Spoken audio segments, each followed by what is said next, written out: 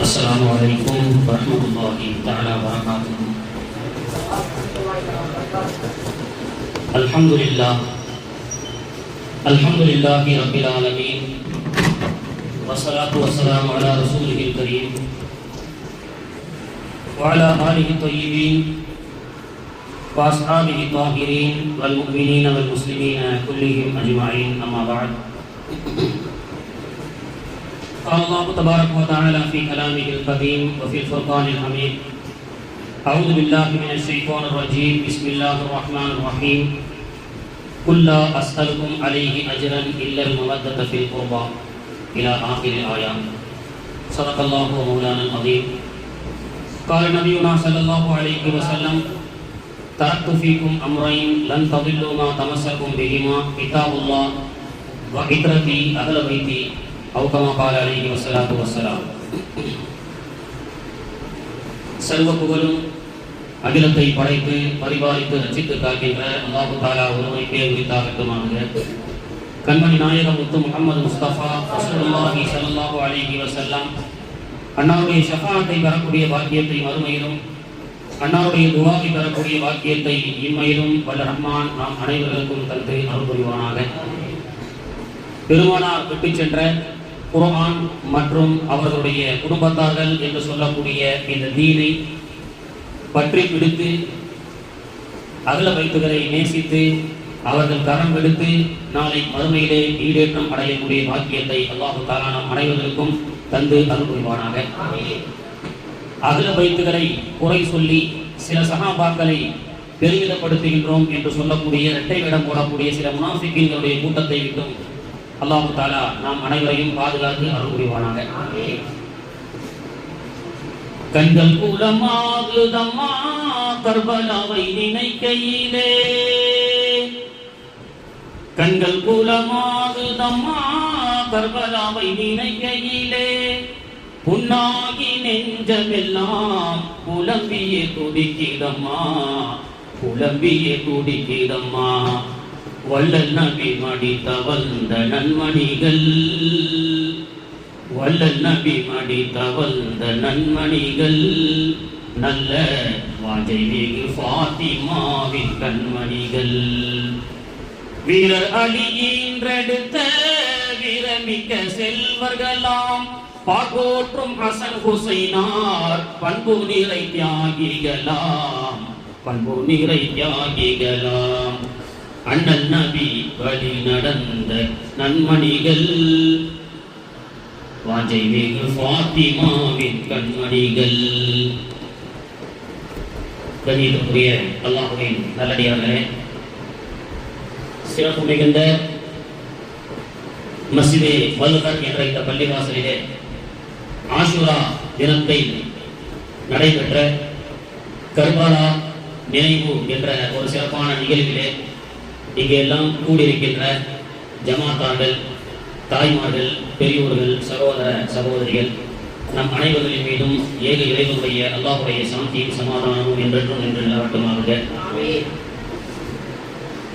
அல்லாஹு தஆலா இந்த சிறப்பான நிகழ்வுகளை கலந்து கொள்ள பழக்கத்தை கொண்டு நம்முடைய துக்கங்கள், துன்பங்கள், துயரங்கள் அனைத்தையும் போக்கி எதிர்வரக்கூடிய காலத்தை மகிழ்ச்சிகரமான காலமாக அல்லாஹு தஆலா ஆக்கி அருள் புரிவானாக என்று இந்த நல்ல நேரத்திலே துஆ செய்துவிட்டு, முஹர்ரமுடைய 10 அது மகிழ்ச்சிக்குரிய தினமா துக்கத்துக்குரிய தினமா என்ற இரு தலைப்பிலும் பலதரப்பட்ட கொள்கைவாதிகள் பரவலாக பேசி வந்த பொழுதும், சுன்னத் வல் ஜமாஅத் என்ற சத்திய கொள்கையை கொண்டிருக்கக்கூடிய கோட்பாடுகளை கொண்டிருக்கக்கூடிய நமக்கு ஆதிபிதா ஆதம் அலைஹிஸ்ஸலாம் முதல் வந்த எல்லா நபிமார்களுடைய சோதனைகளும் மகிழ்ச்சிகரமான சாதனைகளாக ஆக்கப்பட்ட நாள் என்ற ஒரு புறம் மகிழ்ச்சி இருந்தாலும், பெருமானார் ஸல்லல்லாஹு அலைஹி வஸல்லம் அவர்களுடைய பேரப்பிள்ளையான ஹுசைன் ரலியல்லாஹு அன்ஹு அவர்களுடைய கர்பலாவுடைய ஒரு திக்க நிகழ்வும் நம்முடைய உள்ளங்களை எல்லாம் நொறுக்கி எடுக்கிறது. அந்த வரலாறு சுன்னத் வல் ஜமாஅத்துடைய சத்திய கொள்கையை சார்ந்த நாம ரபியுல் அவ்வல் திங்களிலே பெருமானார் அவர்களுடைய பிறப்பை பற்றி பேசி குதூகலம் அடைவதை போன்று அதே ரபியுல் அவ்வல் திங்களிலே வஃபாத்துன் நபி ஸல்லல்லாஹு அலைஹி வஸல்லம் என்பதையும் நாம் பேசி கண்ணீர் விட்டுக் கொண்டுதான் இருக்கின்றோம். ரபியுல் அவ்வல் திங்களிலே பெருமானாருடைய பிறப்பை பற்றி பேசி குதூகலம் அடைந்து பெருநாளாக மீலாது விழாவையும் நாம் கொண்டாடுவோம். அதே நேரத்தில் அதே ரபியுல் அவ்வல் திங்களிலே பெருமானாருடைய இறுதி நபியின் இறுதி நாட்களை பற்றி பேசி கண்ணீர் விடுவோம் என்ற சத்திய கொள்கை தான் சுன்னத் வல் ஜமாத்துடைய கொள்கை. இன்று சில பேர் சொல்றாங்க, இறந்து போயிட்டா 3 நாளைக்கு மேல துக்கம் கொண்டாடக்கூடாது, மனைவியாக இருந்தால் கணவன் இறந்து விட்டால் 4 மாதங்கள் 10 நாட்கள் இத்தா இருக்க வேண்டும், அதை தாண்டி வேறு யார் மூத்தானாலும் 3 நாளைக்கு மேல துக்கம் கொண்டாடக்கூடாது. ஆனா சில பேரு இன்னைக்கு என்ன செய்யறாங்கன்னா, இத்தனை ஆண்டுகள் கழித்தும் 1400 ஆண்டுகளுக்கு முன்பதாக கர்பலா என்ற அந்த சோதனை நடைபெற்ற அந்த ஷஹீதே கர்பலாவை பற்றி 1400 வருஷங்களாக இன்னும் அதை பத்தி பேசிட்டு அதை கொண்டு சில துக்க அனுஷ்டானங்களை செய்து கொண்டிருக்கின்றார்கள் என்று நம்முடைய போர்வையில் சுன்னத் வல் ஜமாத்துடைய போர்வையில் இருந்து கொண்டே சில பேர் சுன்னத் வல் ஜமாத் என்ற இந்த சத்திய வழியை குறை சொல்லிக் கொண்டிருக்கின்றார்கள். பொதுவாக 3 நாட்களுக்கு மேல் துக்கங்கள் அனுஷ்டிக்க கூடாது என்ற சட்டம் என்பது அது வேற. பெருமானார் ஸல்லல்லாஹு அலைஹி வஸல்லமுடைய சுன்னத் பத்ர் களத்திலே ஈடுபட்ட பத்ரீன்களுடைய சுகதாக்களுடைய சியாரத்தை பெருமானார் ஸல்லல்லாஹு அலைஹி வஸல்லம் அவர்கள் ஆண்டுதோறும் செய்திருக்கிறார்கள். நினைத்த நேரம் எல்லாம் மதீனாவுக்கு பக்கத்தில் இருக்கக்கூடிய ஓதில் அடங்கி இருக்கக்கூடிய ஓதே சுகதாக்களை பெருமானார் ஸல்லல்லாஹு அலைஹி வஸல்லம் அவர்கள் சென்று ஜியாரத் செய்திருக்கிறார்கள். ஜியாரத்திற்கும் அவர்களை நினைவு கூறுவதற்கும் திக்ருல் அம்பியாஹி இபாதத்துன் திக்ருல் அவுலியாஹி கஃபாரத்துன் பெருமானார் சொல்லிக் கொடுக்கிறாங்க. நபிமார்களை நினைவு கூறுங்கள், அது உங்களுக்கு இபாதத்து. திக்ருல் அவுலியா இறைநேசர்களுடைய கராமத்துகளை பற்றியும் அவர்கள் செய்த தியாகங்களை பற்றியும் நினைவு கூறுங்கள், அது உங்களுடைய பாவத்துக்கு மன்னிப்பாகும் என்று பெருமானார் அவர்கள் சொல்லிக் கொடுத்த ஒரு சிறப்பான ஒரு சுன்னத்தை இன்னைக்கு சுன்னத் வல் ஜமாத் என்ற போர்வையில் இருக்கக்கூடிய சில ஆலிம்கள் உசைன் ரலியல்லாஹு அன்ஹு அவர்களை பற்றியும் அவருடைய குடும்பத்தார்களை பற்றியும் நினைவு கூர்ந்து அவருடைய வரலாறை பற்றி பேசி அதை மூலமாக கண்ணீர் இடக்கூடிய இந்த அமலை ஷியாக்களுடைய அமல் என்று இன்னைக்கு சுன்னத் வல் ஜமாத்துடைய சத்திய கொள்கையில் இருக்கக்கூடிய நம்மை பார்த்து அவர்கள் குறை சொல்லிக் கொண்டு இருக்கின்றார்கள். உருதில் வழிமார்கள் சொல்வார்கள், அதே பௌத்தர் ஆலம் அவர்கள் சொன்ன வார்த்தை தான், இஸ்லாம் ஜிந்தா ஹோத்தா ஹே ஹர் கர்பலா கி பாத். இஸ்லாம் ஜிந்தா ஹோத்தா ஹே ஹர் கர்பலா கி பாத். இஸ்லாம் என்றும் உயிர்ப்பித்துக் கொண்டே இருக்கும் ஒவ்வொரு ஆண்டு கர்பலாவிலும் என்று சொன்னார்கள். ஒவ்வொரு ஆண்டு கர்பலாவிலும் இஸ்லாம் உயிர்ப்பித்துக் கொண்டே இருக்கும். எப்படி உயிர்ப்பிக்கும்? ஒரு யூதர் லைப்ரரிக்கு யதார்த்தமாக செல்கிறார், எந்த புத்தகத்தை வாசிக்கலாம்னு அவர் குழப்பமடைந்த பொழுது அவருடைய பார்வைக்கு அவர் கை போன இடத்திற்கும் கிடைத்த ஒரு புத்தகம் தான் ஹிஸ்டரி ஆஃப் கர்பலா. லைப்ரரிக்கு சென்று நேர பொழுதுபோக்குக்காக ஏதோ ஒரு புத்தகத்தை எடுத்து படிக்கலாம் என்று சென்ற ஒரு யூதர், அவருடைய கரங்களிலே கர்பலாவுடைய வரலாறு புத்தகம் கிடைக்கிறது. யார்? யூதர்கள். யூதர்கள் எந்த மதத்திற்கும் செல்ல மாட்டார்கள், யாரையும் அவங்க மதத்துல சேர்த்துக்கவும் மாட்டாங்க. யூதர்கள் என்பது இஸ்ஹாக் அலைஹிஸ்ஸலாமுடைய 12 பிள்ளைகள், அவருடைய வாரிசுகள் மட்டும்தான் யூதர்கள். அது ஒரு குடும்ப மதம். நீ ஒரு 10 கோடி ரூபாய் கொடுத்து நான் யூத மதத்துல சேர்ந்துக்கிறேன்னு சொன்னா அவங்க சேர்க்க மாட்டாங்க. ஏன்னா அது குடும்ப மதம், இஸ்ஹாக்குடைய பிள்ளைகள் மட்டுமே இருக்கக்கூடிய ஒரு மதம். அப்படிப்பட்ட யூத மதத்தினர்கள் யாரையும் யூத மதத்துல உள்ள சேர்க்கவும் மாட்டாங்க, அவங்களும் எந்த மதத்துக்கும் சாதாரணமாக செல்ல மாட்டாங்க.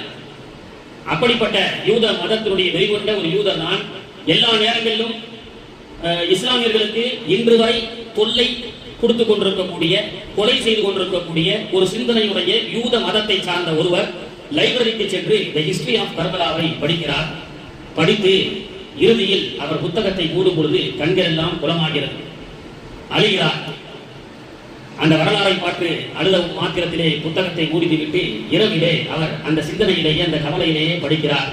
இரவிலே அந்த யூதருடைய கனவிலே சையீதுனா அலி ரலியல்லாஹு அன்ஹு அவர்கள் அந்த யூதரிடத்திலே, என்னுடைய பிள்ளைகளும் என்னுடைய பேர பிள்ளைகளும் என்னுடைய குடும்பத்தார்களும் ஷஹீதாக்கப்பட்ட நிகழ்வை படித்து நீங்கள் கவலைப்பட்டீர்களே, இன்னும் ஏன் இஸ்லாத்தை ஏற்றுக்கொள்ளவில்லை? என்னுடைய கரத்தை பிடித்து நீங்கள் இஸ்லாத்தை ஏற்றுக்கொள்ளுங்கள், ஏனென்றால் உங்களுக்குள் அகல பைத்துடைய மஹப்பத் வந்துவிட்டது. சுப்ஹானல்லாஹ், உங்களுக்குள் அகல பைத்துடைய மஹப்பத் வந்துவிட்டது. நீங்கள் என்னுடைய பிள்ளைகளுக்காக என்னுடைய குடும்பத்தார்களுக்காக அவர்கள் பட்ட கஷ்ட துன்ப துயரங்களை படித்து நீங்கள் கண்ணீர் விட்ட காரணத்தினால் உங்களுக்கு அல்லாஹ் ஹிதாயத்தை பரிசாக என் மூலமாக அளிக்கின்றான் என்று அலி ரலியல்லாஹு அன்ஹு அவர்களுடைய கரம் பிடித்து இஸ்லாத்தை ஏற்றுக்கொள்ளக்கூடிய செய்தி. இஸ்லாம் ஜிந்தா ஹோத்தா ஹே ஹர் கர்பலா கி பாத் என்று சொல்லப்படுகிறது. இப்படி அகல பைத்துகளை நேசிப்பதை கொண்டு அல்லாஹ் தஆலா ஹிதாயத் நேர்வழியை தருகிறான்.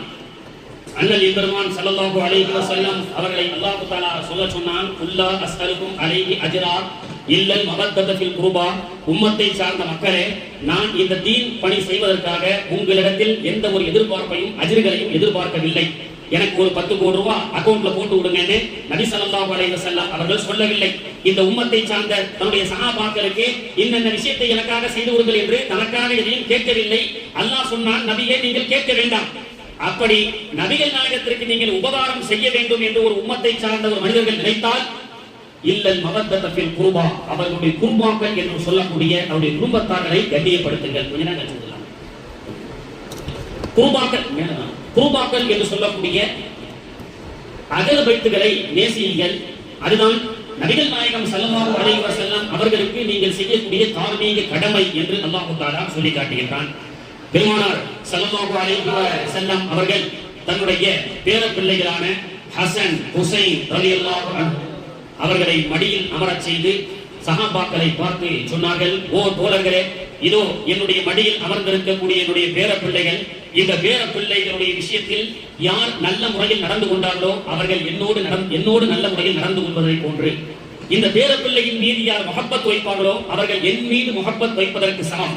இந்த பேர பிள்ளைகளுடைய மன உளைச்சலுக்கு ஆளாக்கப்பட்டால் அவர்கள் என்னை மன உளைச்சலுக்கு ஆளாக்கப்பட்டதற்கு சமம் என்று அல்லாஹ்வுடைய தூதர் ஸல்லல்லாஹு அலைஹி வஸல்லம் அவர்கள் சொன்னார்கள்.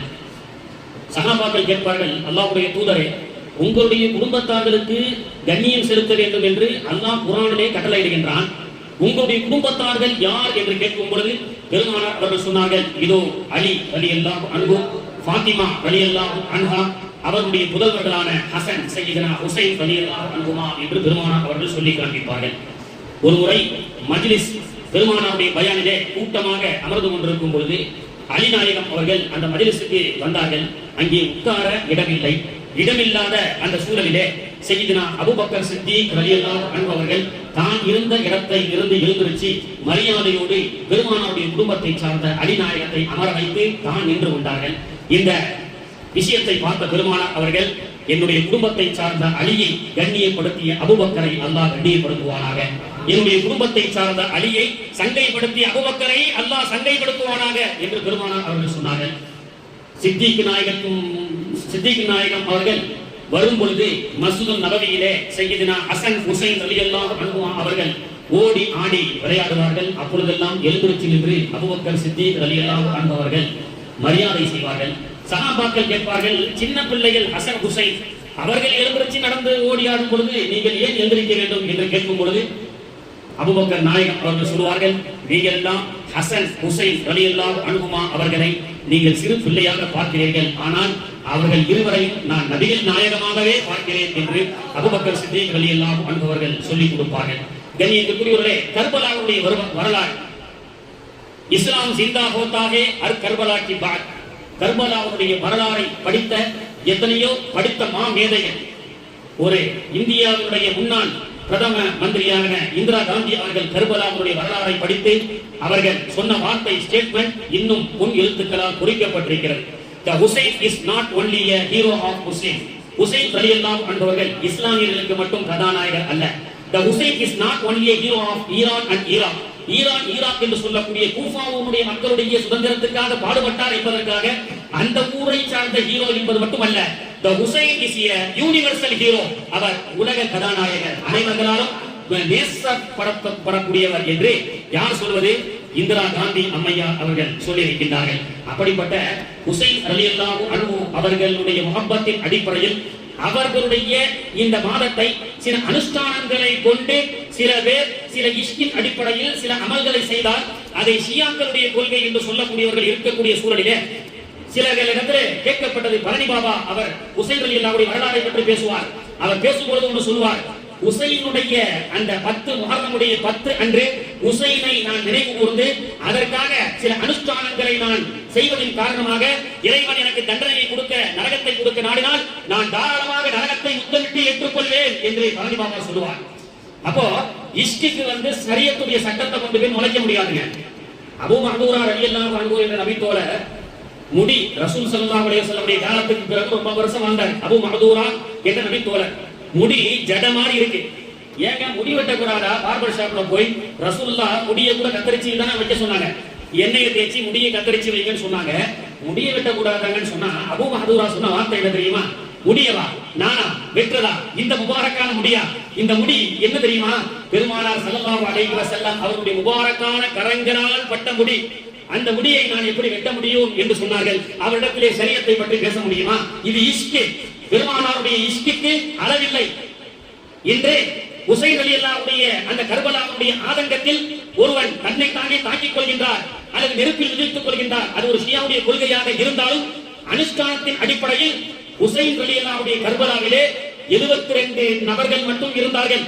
கூஃபாவாசிகள் அனைவரும் ஹுசைன் அவர்களை கைவிட்டார்கள். யா அல்லாஹ், அந்த நேரத்திலே எனக்கு ஹயாத்தை கொடுத்து நான் அந்த இடத்தில் இருந்தால் 73வது நகராக நான் அங்கே களமாடி இருப்பேன் என்ற ஒரு ஆதங்கத்தின் அடிப்படையில் தான் இன்று இருக்க முடியாத அந்த சூழலிலே இன்னைக்கு களமாடி கொண்டிருக்கக்கூடிய ஒரு விளக்கங்களை எல்லாம் நமக்கு சொல்லிக் கொடுப்பார்கள். கண்ணியத்திற்குரியவர்களே, அப்படி இஷ்குக்கு முஹப்பத்துக்கு ஷரியத்து இடம் கொடுக்காங்க.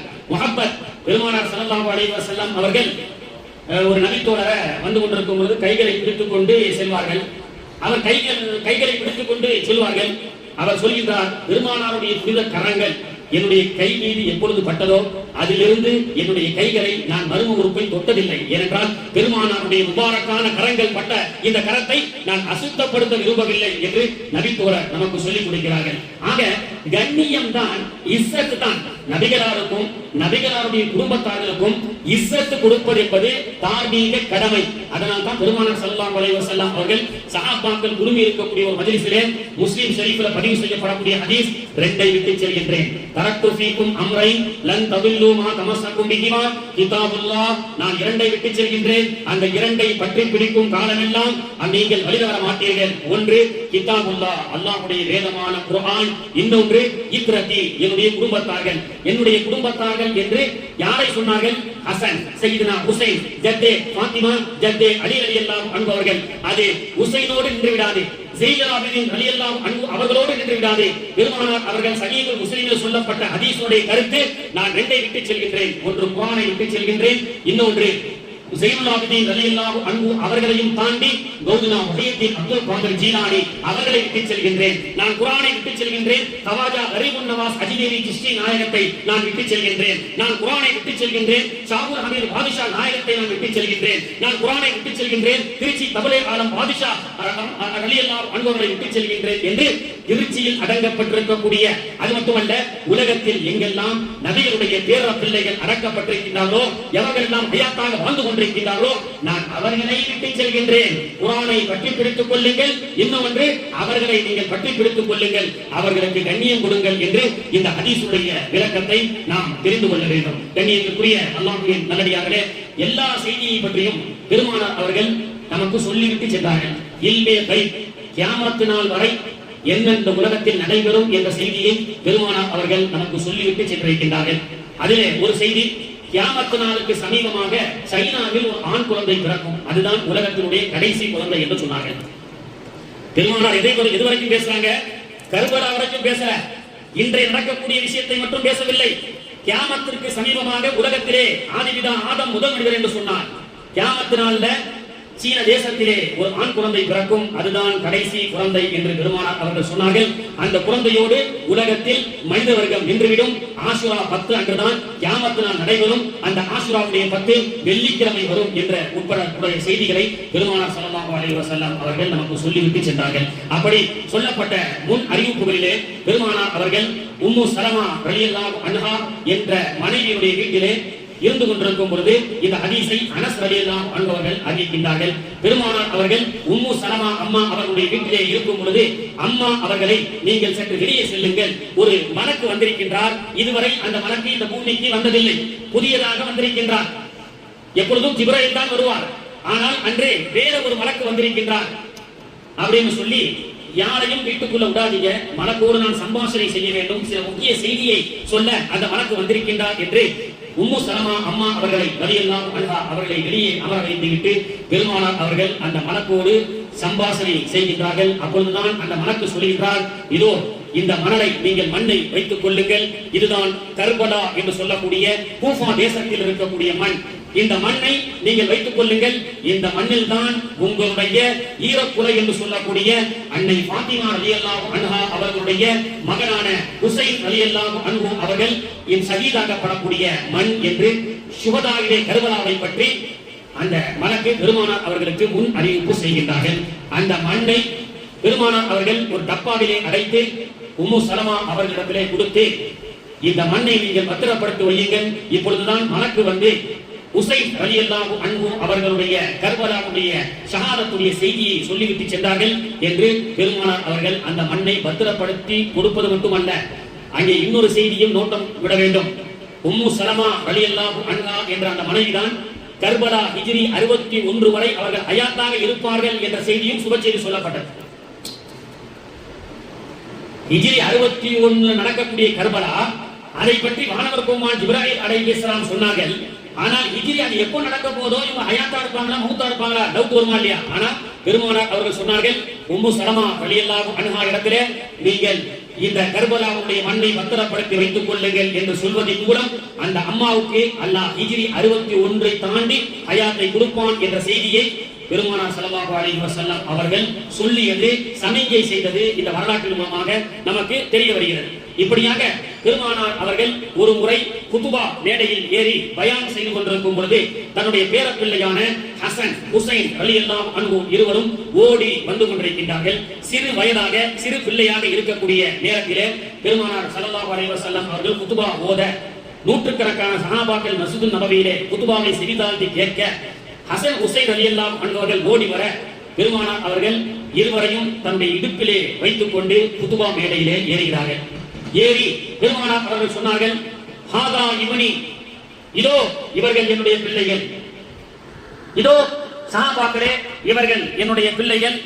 உம்மத்து பிளவுபடும் பொழுது பெருமானார் அவர்கள் சொன்ன வார்த்தை, இன்ன இப்னி ஹாதா சய்யித், இந்த இரண்டு தலைவர்களும் வல அல்லாஹ் ஐயுஸ்லிஹ பிஹி பைன ஃபித்னதைனி மினல் முஸ்லிமீன், முஸ்லிம்களுக்கு மத்தியிலே இரு பிளவுகளாக ஃபித்னாக்கள் ஆக்கப்படும் பொழுது, இரு பிரிவுகளாக இஸ்லாமியர்கள் பிரிக்கப்படும் பொழுது அந்த இரு பிரிவையும் ஒன்றுபடுத்துவார்கள் என்று பெருமானார் அவர்கள் என்னுடைய பேரப்பிள்ளை சையத் தலைவர் இஸ்லாமிய சாம்ராஜ்யம் ரெண்டாக உடையும் பொழுது அந்த சாம்ராஜ்யத்தை ஒன்றுபடுத்துவார் என்று பெருமானார் ஸல்லல்லாஹு அலைஹி வஸல்லம் அவர்கள் சொன்னார்கள். அந்த காலமும் வந்தது. அந்த காலமும் வந்தது. ஹிஜ்ரி 40 பெருமானார் அவர்கள் அதுக்கு முன்பதாக இன்னொரு செய்தியும் சொல்லுவார்கள், எனக்கு பிறகு பாத சலாசீன சனத்தன் அல் குலஃபாஉர் ராஷிதீன பாத சலாசீன சனத்தன் என்று பெருமானார் அவர்கள் சொல்லுவார்கள். எனக்கு பிறகு 4 கலீஃபாக்களுடைய ஆட்சி இந்த சமூகத்திலே 30 வருடங்கள் நடைபெறும், 30 வருடங்கள் நடைபெறும் என்று சொன்னார்கள். அந்த 30 வருட ஆட்சி தான் சையதுனா அபூபக்கர் சித்திக் ரலியல்லாஹுடைய ஆட்சி, சையதுனா உமர் இப்னு கத்தாப் ரலியல்லாஹுடைய ஆட்சி, சையதுனா உஸ்மான் இப்னு அஃபான் ரலியல்லாஹுடைய ஆட்சி, சையதுனா அலி இப்னு அபீ தாலிப் ரலியல்லாஹுடைய ஆட்சி. 30 வருடங்கள் முடிவடைந்து விட்டது. பெருமானார் அவர்கள் 10 ஆண்டு ஹிஜ்ரி, பிறகு 30 ஆண்டு ஹிஜ்ரி என்று 40 ஹிஜ்ரிகள் இந்த இஸ்லாம் நபிகள் நாயகத்தை தொடர்ந்து அந்த 4 கலீஃபாக்களுடைய வழிகாட்டலிலே முழு உலகமும் ஒரே ஆட்சியின் கீழ் இஸ்லாமிய சாம்ராஜ்யத்தின் செயல்பட்டது. என்றாலும் அலி ரலியல்லாஹுடைய ஆட்சியிலே சில முஆவியா என்ற அந்த நபித்தோழரின் மூலமாக ஷாம் டமஸ்கஸிலே ஆட்சி ரெண்டாக உடைகிறது. இதனால் பல பிரச்சனைகள் ஏற்படுகிறது. எனவே அலி ரலியல்லாஹு அன்ஹு அவர்களும் ஹசன் ஹுசைன் ரலியல்லாஹு அன்ஹு அவர்களும் மதீனாவில் இருக்க வேண்டும் என்று ஆசைப்பட்டாலும் பெருமானார் அவர்கள் துயில் சாய்கின்ற பூமி அல்லவா மதீனா. மதீனத்து புழுதியை பற்றி பெருமானார் அவர்கள் சொல்வார்கள், உபால் மதீனா ஷிஃபாஉ மின் குல்லி தா, மதீனத்து புழுதியிலே அனைத்து விதமான நோய்களுக்கு மருந்து உண்டு என்று சொல்வார்கள். முஸ்லிம் ஷரீஃபிலே பதிவு செய்யப்பட்ட ஹதீஸ். மதீனாவுடைய சட்டத்தை பொறுத்தவரை பெருமானார் அவர்கள் துயில் கொண்டிருக்கக்கூடிய அந்த மதீனாவிலே லா தர்ஃபஉ அஸ்வாத்தகும் ஃபௌக சௌத்தின் நபி, நபியை விட உங்களுடைய குரலை நீங்கள் அதிகப்படுத்தாதீர்கள் என்ற சொல்ற அடிப்படையின் காரணமாக அலி ரலியல்லாஹு அன்ஹு அவர்கள் தனக்கு விருப்பமான மதீனா, உலகத்துல மௌத்தை யாரும் எனக்கு இறைவா மௌத்தை கொடுன்னு கேட்க கூடாது. ஆனால் உமர் ரலியல்லாஹு அன்ஹு அவர்கள் இப்படி துஆ செய்தார்கள், இறைவா எனக்கு மௌத்தை கொடு, மதீனாவுடைய தேசத்திலே மௌத்தை கொடு என்று கேட்டார்கள். ஏன் தெரியுமா? மதீனாவிலே யார் மௌத்தாகின்றார்களோ யபஅத்துல்லாஹு யௌமல் கியாமத்தி, கியாமத் நாளிலே அவர் ஆமீனீன, அவர் அமைதி பெற்றவராக எழுப்பப்படுவார் என்ற சுப செய்தி இருக்கிறது. மதீனாவிலே வாழ்வதால் பெருமானாருடைய சுகபத்து கிடைக்கிறது. மதீனாவிலே வாழ்வதால் பல மடங்கு நன்மை கிடைக்கின்றது. மதீனாவிலே வாழ்வதால் பல சிறப்புகள் கிடைக்கிறதை தாண்டி மதீனாவிலே வஃபாத்தானால் அதற்கும் பல சிறப்புகள் உண்டு அல்லவா? அந்த அத்தனை சிறப்புகளையும் ஆசைப்பட்டாலும் அலி ரலியல்லாஹு அன்ஹு அவர்களும் ஹசன் ஹுசைன் ரலியல்லாஹு அன்ஹு அவர்களும் தன்னுடைய பெருமானார் அவர்கள் துயில் கொண்டிருக்கக்கூடிய இந்த மதீனா பூமியை சண்டை பூமியாக ஆக்கக்கூடாது. ஏனென்றால் வஞ்சகர்கள் ரொம்ப இருக்கும் பொழுதெல்லாம் எவ்வளவு நாட்களாகத்தான் பொறுமையாக இருக்க முடியும். எனவே அந்த பூமியில் சண்டை ஏற்படக்கூடாது என்பதற்காக அலி ரலியல்லாஹு அன்ஹு அவர்கள் தன்னுடைய சாம்ராஜ்ய ஆட்சியின் தலைமையாக கூஃபாவை தேர்ந்தெடுக்கிறார்கள். இன்றைய ஈராக்கை தேர்ந்தெடுக்கிறார்கள். அதனால்தான் அவர்கள் கூஃபாவில் ஆட்சி செய்கிறார்கள். அவருக்கு எதிராக முஆவியா சிரியாவில் தமஸ்கஸில் ஆட்சி செய்கின்றார். இதைத்தான் பெருமானார் அவர்கள் சொன்னார்கள், இரண்டாக இஸ்லாமிய சாம்ராஜ்யம் உடையும். அலி ரலியல்லாஹு அன்ஹு அவர்கள் ரமலான் பிறை 27 அன்று கொடுங்கோலர்களால் கூஃபாவிலே கொலை செய்யப்படுகிறார்கள், ஷஹீதாக்கப்படுகிறார்கள். அது ஒரு தனி வரலாறு. இப்படியாக கூஃபாவுக்கு சென்ற அலி ரலியல்லாஹு அன்ஹுடைய ஷஹாதத் வஃபாத்திற்கு பிறகு இஸ்லாமிய சாம்ராஜ்யம் முஆவியா ஷாமிலே ஆட்சி செய்து கொண்டிருந்தாலும் அடுத்து அலி ரலியல்லாஹுடைய பொறுப்பை ஹசன் ரலியல்லாஹு அன்ஹு அவர்களுக்கு பெருமானாருடைய மூத்த பேரப்பிள்ளைக்கு கொடுக்க வேண்டும் என்று எல்லா சஹாபாக்களும் விரும்பி வற்புறுத்தி கூஃபாவிலே அவர்களை என்ன செய்கின்றார்கள்? கூஃபாவினுடைய இஸ்லாமிய சாம்ராஜ்யத்துடைய தலைவராக, ஆளுநராக, ஜனாதிபதியாக ஆக்குகிறார்கள். என்றாலும் ஹசன் ரலியல்லாஹு அன்ஹு அவர்கள் ஹிஜ்ரி 41ல 8 மாசம் மட்டும்தான் அந்த கிலாஃபத்துடைய ஆட்சியை செய்து கொண்டு அவர்கள் என்ன நினைத்தார்கள் தெரியுமா? அதாவது நம்மளை விட மூத்த சஹாபி முஆவியா, அவரை எதிர்த்து நாம இன்னொரு சாம்ராஜ்யத்தை நாம அவருடைய எதிராக இருக்கிறது ஒரு கண்ணியமாக இருக்காதுன்னு சொல்லி ஹசன் ரலியல்லாஹு அன்ஹு அவர்கள் தன்னுடைய பதவியை ராஜினாமா செய்து முஆவியா அவர்களிடத்திலேயே அந்த பதவியை ஒப்படைக்கின்றார்கள். இதைத்தான் பெருமானார் அவர்கள் 35 வருஷத்துக்கு முன்னாடி சொல்லி காண்பிப்பார்கள். என்னுடைய பேரப்பிள்ளை இஸ்லாமிய சாம்ராஜ்யம் 2ஆக உடையும் பொழுது என்னுடைய பேரப்பிள்ளையான ஹசன் இந்த சாம்ராஜ்யத்தை ஒன்றுபடுத்துவார் என்ற செய்தியை ஹசன் ரலியல்லாஹு அன்ஹு அவர்கள் ஹிஜ்ரி 41ல 8 மாசம் மட்டும் எல்லா நபித்தோழருடைய விருப்பத்துக்கிறங்க அவர்கள் ஆட்சி செய்து ஆட்சி பொறுப்பை ராஜினாமா செய்துவிட்டு அவர்கள் மார்க்க பணியிலே அவர்கள் ஈடுபட்டார்கள். என்றாலும் கூஃபாவினுடைய சில சூழ்ச்சிக்காரர்களால் ஹசன் ரலியல்லாஹு அன்ஹு அவர்கள் விஷம் வைத்து கொலை செய்யப்படுகிறார்கள், ஷஹீதாக்கப்படுகிறார்கள். இப்படியாக ஷஹீதாக்கப்பட்ட ஹசன் ரலியல்லாஹு அன்ஹு அவர்களுக்கு பிறகு ஹுசைன் ரலியல்லாஹு அன்ஹு அவர்களும் இழந்த தன்னுடைய தந்தையினுடைய வஃபாத், கொலை, கூஃபா தேச மக்களுடைய அந்த கொலை மற்றும் ஹசன் ரலியல்லாஹு அன்ஹுடைய வஃபாத்தை தாங்க முடியாமல் ஹுசைன் ரலியல்லாஹு அன்ஹு அவர்கள் இது போன்ற அரசியல் சாம்ராஜ்ய ஈடுபாட்டை சற்று குறைத்துக் கொண்டு அவர்கள் தக்வாவிலும் இறையச்சத்திலும் அதிகமாக மேற்கொண்டது மட்டுமல்லாமல் மக்களை நல்வழிப்படுத்தக்கூடிய ஷரியா சட்டத்தினுடைய அமீராக இருந்து அவர்கள் மக்களுக்கு ஷரியத்தை வழிநடத்தி கொண்டிருந்தார்கள். ஹுசைன் ரலியல்லாஹு அன்ஹு அவர்கள் எப்படிப்பட்ட தக்வா தெரியுமா? ஹுசைன் ரலியல்லாஹு அன்ஹு அவர்கள் ஹஜ்ஜிக்காக இஹ்ராம் கட்டி அவர்களோடு ஹாஜிகள் எல்லாம் புறப்பட ஆரம்பித்து விட்டார்கள். அப்படி ஹுசைன் ரலியல்லாஹு அன்ஹு அவர்களோடு இஹ்ராம் கட்டி ஹாஜிகள் ஹஜ்ஜிக்காக புறப்பட்டதற்கு பிறகு கூட இருந்த ஹாஜிகள் எல்லாம் லப்பைக் அல்லாஹும்ம லப்பைக் லப்பைக் லா ஷரீக லக லப்பைக் இன்னல் ஹம்த வன் நிஅமத லக வல் முல்க் லா ஷரீக லக் என்று ஓத ஆரம்பிக்க ஹுசைன் ரலியல்லாஹு அன்ஹு அவர்கள் மட்டும் லப்பைக் ஓதாமல் அப்படியே மௌனமாக இருக்கின்றார்கள். எல்லோரும் கேட்டார்கள், சையீதுனா ஹுசைன், ஏன் நீங்கள் லப்பைக் ஓதவில்லை? இஹ்ராம் கட்டியாச்சு, மீகாத்தை அடைய போகின்றோம், நீங்கள் ஏன் லப்பைக் சொல்லவில்லை என்று சொல்ல மாத்திரத்திலேயே ஹுசைன் ரலியல்லாஹுடைய முகங்கள் மாறுகிறது, முகங்கள் சிவக்கிறது, பயத்தால் கை கால் நடுங்குகிறது. கேட்ட அந்த ஹாஜிகளுடைய சக தோழர்களிடத்திலே ஹுசைன் ரலியல்லாஹு அன்ஹு அவர்கள் சொல்வார்கள், நான் லப்பைக் ஓதி விடுவேன். லப்பைக் என்று சொன்னான் இறைவா இதோ ஆஜராகி விட்டேன் என்று அர்த்தம். நான் இதோ ஆஜராகிவிட்டேன் இறைவா என்று நான் சொல்லிவிடுவேன். ஆனால் இறைவனிடத்திலிருந்து நீங்கள் ஆஜராகவில்லை என்று நெகட்டிவாக அல்லாஹ் சொல்லிவிட்டால் என்ன செய்வது என்ற அச்சத்தில் நான் லப்பை சொல்ல யோசிக்கின்றேன் என்று ஹுசைன் அவர்கள் சொன்னார்கள் என்பது மட்டுமல்ல, இந்த செய்தியிலிருந்து நமக்கு தெரிய வரக்கூடியது என்ன தெரியுமா? அல்லாஹ்விடத்தில் கேட்கக்கூடிய துஆவுக்கு அல்லாஹ் திருப்பி சொல்லக்கூடிய பதிலை கேட்கக்கூடிய தாலூக்கிலே ஹுசைன் ரலியல்லாஹு அன்ஹு அவர்கள் இருந்திருக்கிறார்கள். நாமெல்லாம் துஆ செய்வோம், ஏற்றுக்கொண்டானா இறைவன் ஏற்றுக்கொள்ளவில்லையா என்பது நமக்கு தெரியாது. ஆனால் ஹுசைன் ரலியல்லாஹு அன்ஹு அவர்கள் அல்லாஹ்விடத்திலே கேட்கும் பொழுது அது ஏற்றுக்கொள்ளப்பட்டது என்ற செய்தியை பதில் கேட்கக்கூடிய தக்வாவினுடைய இறையச்சத்துடைய சக்தியை பெற்றிருந்தார்கள் சையதுனா ஹுசைன் ரலியல்லாஹு அன்ஹு அவர்கள். அப்படிப்பட்ட ஹுசைன் ரலியல்லாஹு அன்ஹு அவர்கள் தன்னுடைய ஷரியாவுடைய பணியை சிறப்பாக பாட்டனாருடைய ஊரான ஜன்னத்துல் மதீனா மதீனா மே ஜன்னத் ஹே லேக்கின் ஜன்னத் மே மதீனா நஹி ஹே என்று சொல்வார்கள். உலகத்திலேயே ஒருத்தர் நான் சொர்க்கத்துக்கு போயிட்டு வந்துட்டேன்னு எந்த உலகத்துக்கு போனாலும் சொல்ல முடியாது. ஆனால் ஒருவர் உலகத்தில் வாழக்கூடிய காலத்துல இந்த உலகத்திலேயே நான் சொர்க்கத்துக்கு சென்று வந்துவிட்டேன் என்று சொல்லக்கூடிய ஒரு சிறப்பு மதீனாவுக்கு சென்றால் கிடைக்கக்கூடிய பாக்கியம். அப்படிப்பட்ட பாக்கியம் மிகுந்த மதீனாவிலே ஷரியாவுடைய பணிகளை சிறப்பாக தன்னுடைய தோழர்களோடு செய்து வந்த காலம் அது. அப்பொழுதிருந்தே இந்த வஹாபிச கிருமிகள் உருவான காலமும் மதீனாவிலே உருவாகியது.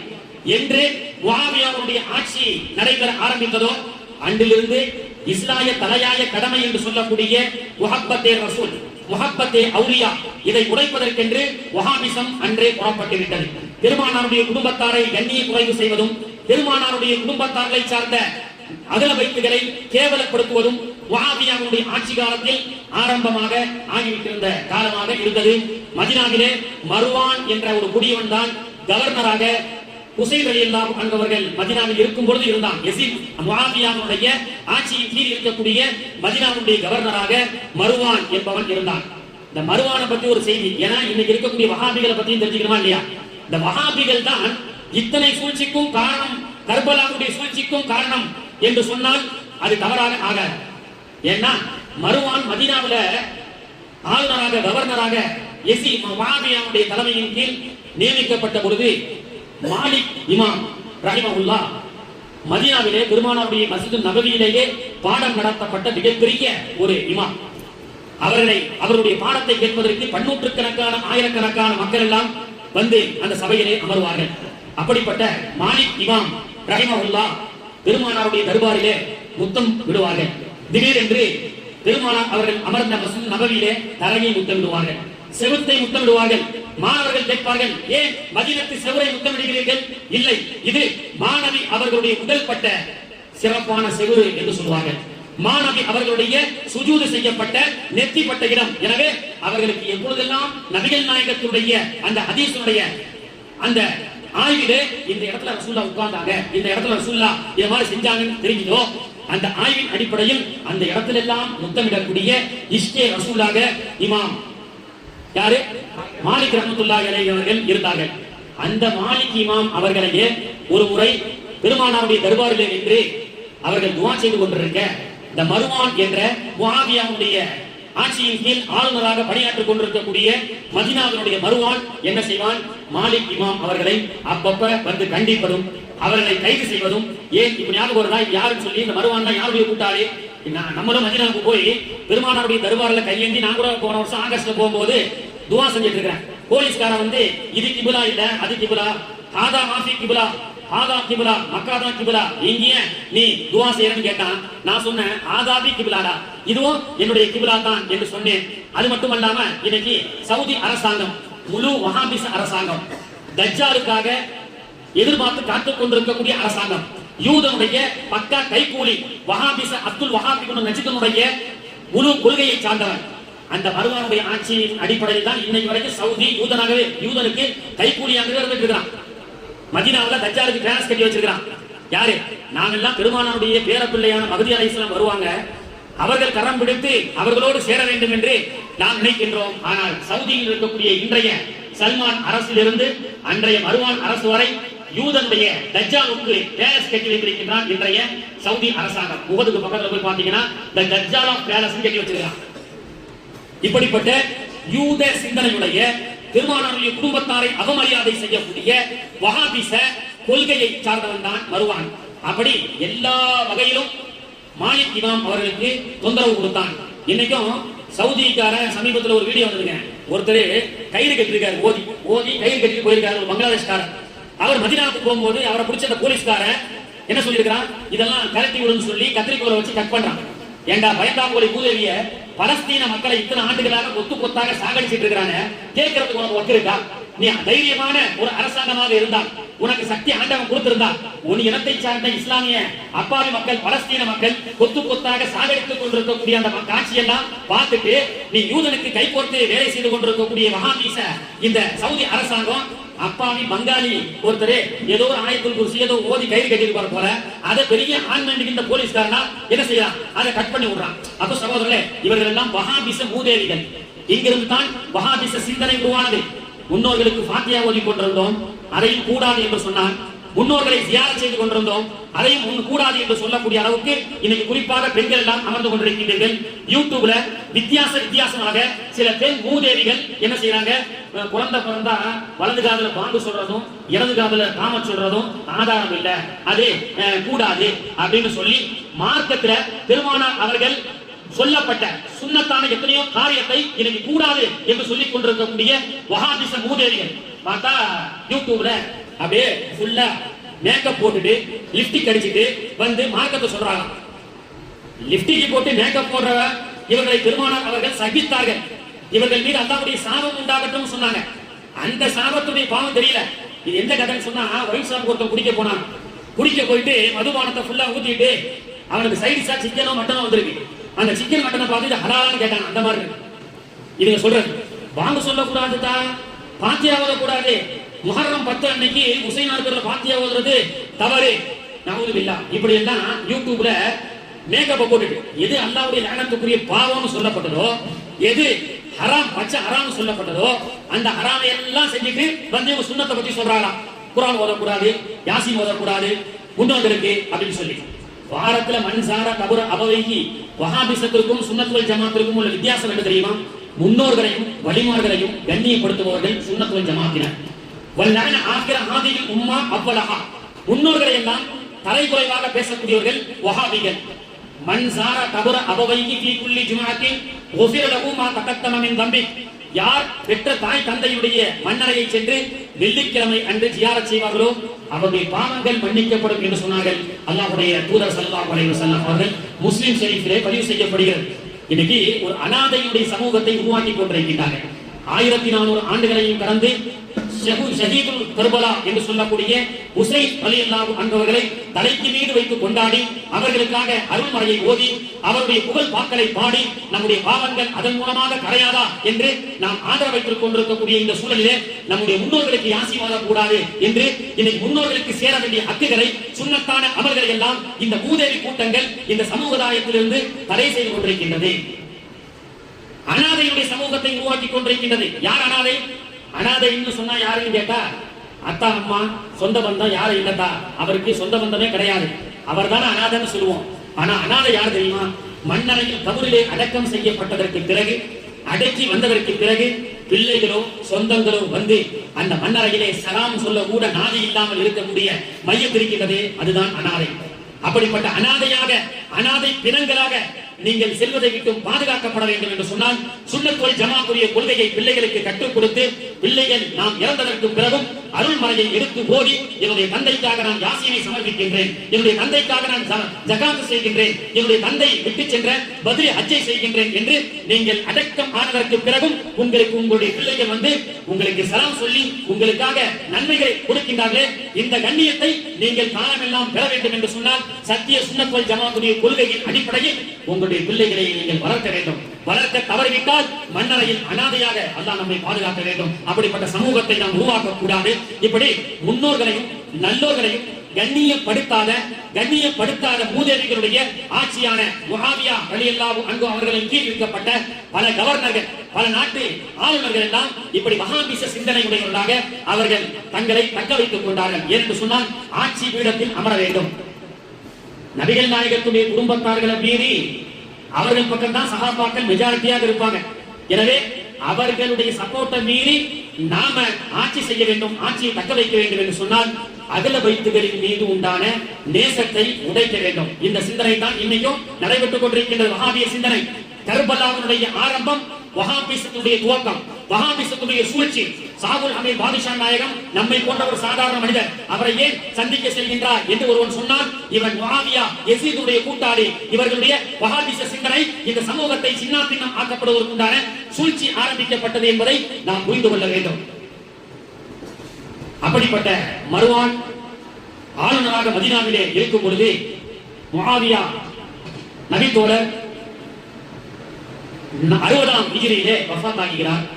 கிட்டத்தட்ட 20 ஆண்டுகள் சிரியாவுடைய டமஸ்கஸுடைய ஆட்சியிலே இருந்து இந்த இஸ்லாமிய சாம்ராஜ்யத்தின் தலைவராக இருந்த முஆவியாவும் 60 ஆண்டுகளுக்கு பிறகு ஹிஜ்ரி 60 அவர் வஃபாத் ஆகிறார். வஃபாத் ஆகும் பொழுது இந்த சமூகத்திலே பிளவை ஏற்படுத்துவதற்கென்று தன்னுடைய மகன் யசீதை அவர் ஆட்சியாளராக சிரியா டமஸ்கஸிலே அறிவிப்பு செய்து அவர் வஃபாத் ஆகிறார். தன்னுடைய மகன் யசீத்.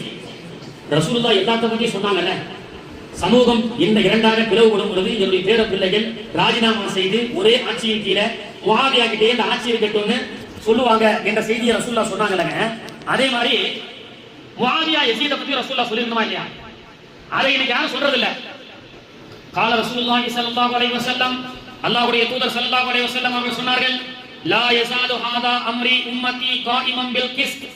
இந்த இஸ்லாமிய சாம்ராஜ்யத்தின் ஆட்சி நீதமான ஆட்சி எல்லா நேரங்களும் நிலைபெறாது, 30 வருஷத்துல முடிஞ்சிரும் சொல்லி ஒரு ஹதீஸ் இருக்கு.